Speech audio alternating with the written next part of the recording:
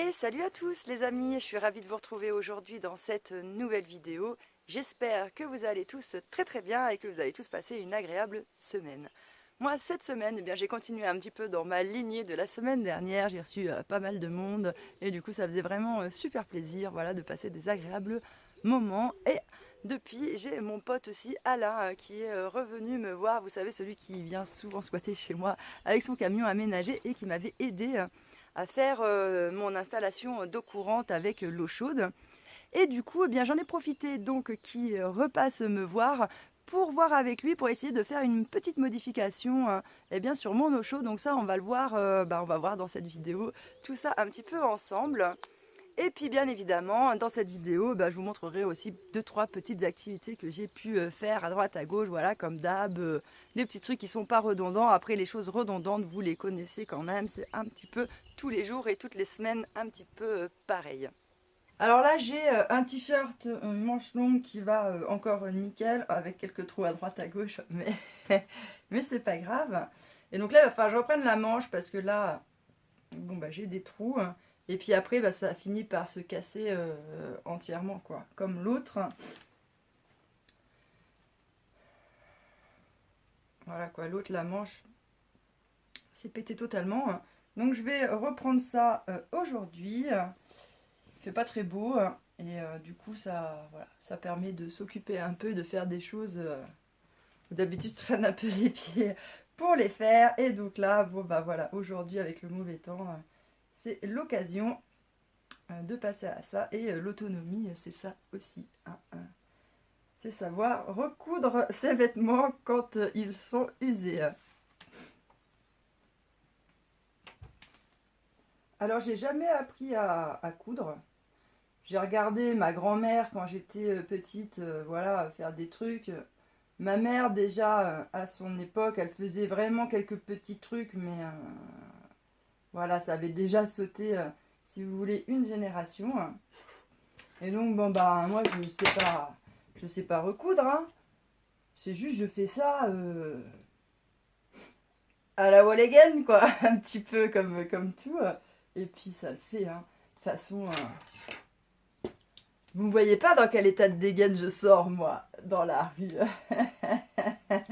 Vous seriez choqués de me voir. Parce que moi, je sors trop en mode sauvage, quoi. Je sais, vous savez, il y avait un temps, et quand on sortait dehors, il fallait toujours qu'on soit apprêté, il fallait pas qu'on ait une tache, ni rien, parce que sinon, c'était quand même mal vu. Et honnêtement, aujourd'hui, on est arrivé dans une ère de tellement il n'y a plus de respect ni rien, que franchement, moi maintenant, je sors mais à la wall again dehors. La meuf, elle ressemble à rien. Et je m'en bats les couilles. Les gens, ils me regardent grave chelou, mais comment je m'en tape. Parce que pour moi, ce commun des mortels de merde, là, ils méritent même pas. Ils méritent même pas, en fait, que mon respect. Et donc, je vois pas pourquoi je m'apprêterais ou que je sentirais bon, en vrai, pour des connards qui comprennent rien à la life, quoi. Donc, j'y vais à la wall again et j'emmerde tout le monde. Même si je peux y aller en bombe puante exprès pour faire chier tout le monde, eh ben je me lave pas de 15 jours. Voilà. Non, je rigole. Quand même.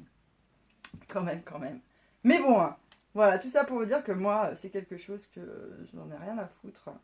Et le jour où les gens seront de nouveau plus respectueux, etc., avec de vraies valeurs, et bien à ce moment-là, peut-être que je ferai attention à mon apparence quand je sors dehors en attendant.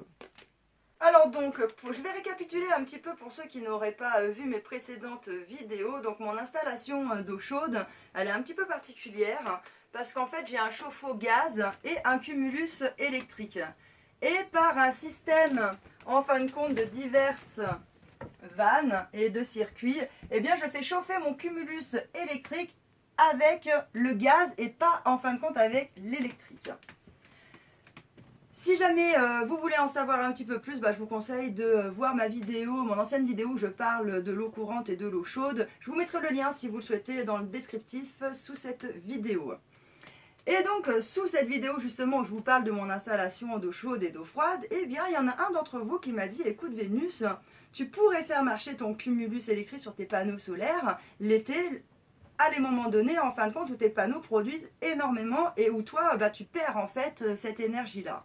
Et il m'a dit, il existe une petite carte en fait électronique que tu programmes et que comme ça, dès que tu as beaucoup d'énergie, eh bien, qui ne font plus rien, eh ben, j'aurais eu le cumulus qui se serait mis en électrique et qui aurait pris en fait la charge des panneaux solaires que je n'avais plus besoin en fin de compte dans la maison. Bon, le problème, c'est quand même quelque chose, c'est technique, que la pièce coûte un petit peu cher. Et quand j'en ai parlé donc à mon pote Alain, eh bien, il m'a dit, écoute, moi je pense qu'on peut faire un truc beaucoup plus simple. Mais voilà, c'est à moi, en fin de compte, quand il y a un grand soleil, pas de nuages, etc., et bien de venir enclencher, en fin de compte, la chose. Alors d'aujourd'hui, maintenant, comme je vais vous montrer, je peux soit chauffer mon eau par le soleil, soit chauffer mon eau par le gaz, et ça franchement ça fait super plaisir. Et d'ailleurs, eh bien hier, c'était la première journée où j'ai eu vraiment aucun nuage qui passait devant le soleil, et donc première journée où j'ai pu charger mon cumulus avec l'électricité, donc gratuit, et donc ça franchement c'était super cool. Alors là-dessous, bien évidemment c'est là où il y a la sonde, hein. Et donc eh bien on voit qu'il y a ça part en fait des deux côtés. Donc du côté là où ici on voit que j'ai un bouton avec arrêt et marche, eh bien c'est pour chauffer le cumulus électriquement. L'autre côté où on voit que ça part ici, j'ai remis pareil un interrupteur. Si vous vous souvenez, avant j'appuyais sur le bouton qu'il y avait en haut. Donc là pareil, on a mis un interrupteur arrêt marche. Et donc ça va mettre en route le circulateur. Et là je vais chauffer avec ce côté-là le gaz.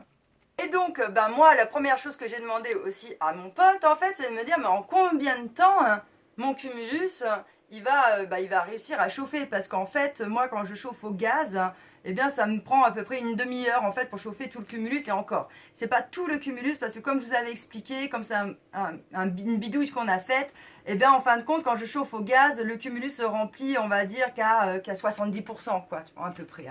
Donc le temps, voilà, on ne peut pas trop calculer le temps par rapport à l'électrique parce qu'il en manque un petit peu, mais quoi qu'il en soit, là je mettais qu'une demi-heure. Et donc comment on fait pour savoir combien de temps va mettre le chauffe-eau électrique pour chauffer comparé au gaz? Et donc mon pote m'a expliqué comment faire un petit calcul tout simple. Et donc ça vous dit, je vais vous montrer la petite formule, comme ça vous aussi vous saurez faire. Et voilà, vous saurez en combien de temps votre cumulus électrique doit mettre à chauffer. Et vous verrez que ça compte quand même quelques petites heures. Bonjour, hein. Et pour calculer, c'est simple, c'est l'écart de température qu'on va avoir. C'est-à-dire que j'ai de l'eau qui arrive froide à 10 degrés et qui va être chauffée à 75 degrés. Donc la différence entre 10 et 73 degrés, c'est 63. Je vais l'augmenter de 63. Le cumulus, il fait 50 litres. Voilà.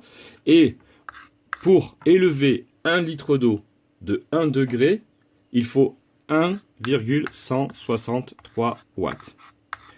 Et bien ça va nous donner la puissance égale 3663 watts. Étant donné que la résistance du cumulus fait 1200 watts par heure, eh bien il faudra à peu près 3 heures. Cette semaine, eh bien, ça a été aussi activité potager, hein, ça je pense que je ne vous apprends rien. En ce moment, on en est tous là, ça va être, ça y est, ça va être la folie au potager. Donc on commence à passer pas mal de temps quand même là-dessus, dans les semis, etc. J'en ai profité aussi, là, ma serre, clairement c'est la dernière année qu'elle fera. À la base, déjà l'année dernière, je vous avais dit, cette année c'est la dernière. Bon. Je me dis qu'elle peut peut-être encore tenir un peu. Alors elle s'est toute craquée là, hein. Mais c'est pas pour le froid hein, que je la garde cette serre, c'est pour éviter que quand je mets des tomates dessous, etc., que ça prenne trop l'humidité à la fin de la saison, parce que chez moi, à partir de fin août, début septembre, l'écart de température entre la nuit et le jour, ça crée énormément d'humidité. En plus, c'est généralement la période où il se met un petit peu à pleuvoir. Et donc voilà, histoire de les garder un petit peu plus longtemps, eh bien, la serre me permet de quelques semaines quand même, elles sont moins attaquées là-dessous que quand elles sont dehors sous la pluie, etc. Donc bon bah voilà, je la rafistole à chaque fois avec de la ficelle et ça tient généralement une saison, hein, ça finit par recraquer, hein, mais ça tient. Donc j'espère que là aussi, cette année, ça sera le cas. Et donc cette semaine aussi, bah, comme vous le savez, je pars tous les jours à promener mes chiens, enfin tous les jours, presque tous les jours, hein. Ça dépend un peu de ce que j'ai à faire, du temps, etc. Mais généralement, c'est vraiment pas loin d'être tous les jours. Et donc, bah, il y avait un paysan qui allait bah, voilà, labourer tout un champ là qui avait, franchement, ça faisait un moment que ça avait été laissé un petit peu à l'abandon. Et il y avait plein de myrtilles en fait qui poussent à l'intérieur. Et donc, bah, quand j'ai vu qu'il commençait à tout débarouler et tout dans son champ, bah, je lui ai dit, bah, écoute, je peux te récupérer les myrtilles que tu vas faire sauter. Bon, il y en avait un champ entier, enfin non, j'exagère, mais bon, vraiment une grosse morceau dans sa parcelle où il y avait grave de la myrtille. Et du coup, ben voilà, j'en ai prélevé un petit peu que j'ai mis. Alors j'ai vu que sur son terrain, ça poussait dans des zones où il y avait de la mousse et où c'était quand même à la mi-ombre.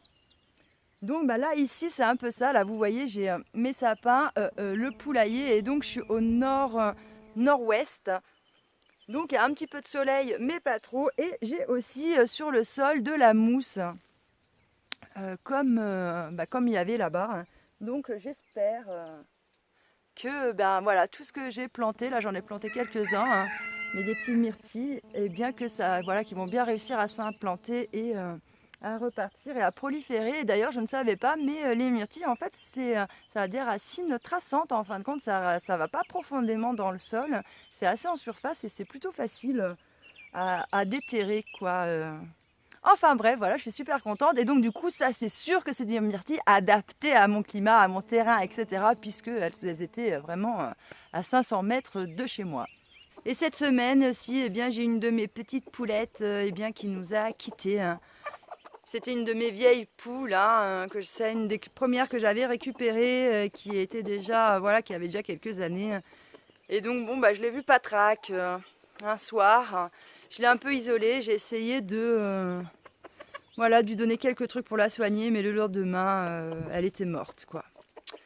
Donc voilà, c'est un peu triste, mais c'est comme ça. Et cette année, j'ai aucune poule qui se décide à couver, donc bah, voilà, je suis un petit peu déçue, quoi, car j'aurais bien aimé pouvoir agrandir un peu le cheptel, mais bon, voilà, c'est la vie, c'est la nature, c'est comme ça. Du coup, je rachèterai sûrement quelques poules, mais bon, l'inconvénient quand on rachète des poules, c'est qu'on n'est pas à l'abri de ramener des maladies de l'autre éleveur ou de l'autre poulailler, ou etc., quoi. Donc c'est toujours un petit peu embêtant.